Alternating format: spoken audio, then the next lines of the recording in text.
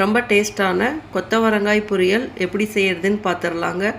அதுக்கு 200 கிராம் அளவுக்கு கொத்தவரங்காய் எடுத்து வச்சுருக்கேங்க. நல்லா வாஷ் பண்ணி எடுத்துக்கலாங்க. காம்பு பகுதியை கட் பண்ணி எடுத்துடலாங்க. அதுக்கப்புறம் சின்ன சின்ன பீசஸாக கட் பண்ணிக்கோங்க. இப்போ எல்லா காயையுமே இந்த மாதிரி சின்ன சின்ன பீசஸாக கட் பண்ணியாச்சுங்க. இதுக்கு ஒரு மசாலா ரெடி பண்ணிடலாங்க. ஒரு மிக்சர் ஜாரில் 1/4 கப் அளவுக்கு கட் பண்ண தேங்காய் எடுத்துக்கோங்க. கூடவே 1/2 டீஸ்பூன் அளவுக்கு சீரகம், 3 பல் பூண்டு சேர்த்துக்கோங்க. கொரகொரப்பாக அரைச்சி எடுத்துக்கலாங்க. இது அப்படியே ஓரத்தில் இருக்கட்டுங்க.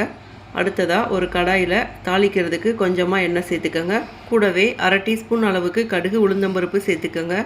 அதுக்கப்புறம் 1 டீஸ்பூன் அளவுக்கு கடலைப்பருப்பும் கொஞ்சமாக கருவேப்பிலையும் சேர்த்துக்கோங்க.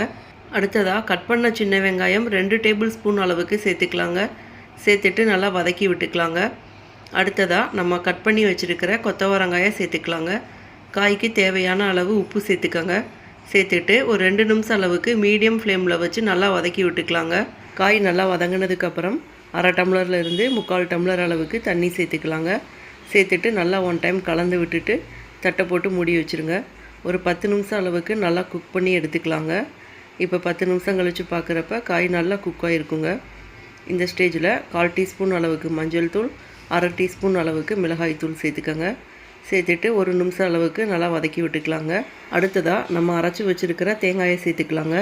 சேர்த்துட்டு நல்லா கலந்து விட்டுறலாங்க. அவ்வளோதாங்க, அடுப்பு ஆஃப் பண்ணிடலாங்க. கொத்தவரங்காய் பொரியல் ரொம்ப ஹெல்த்தியாக ரெடி ஆயிடுச்சுங்க.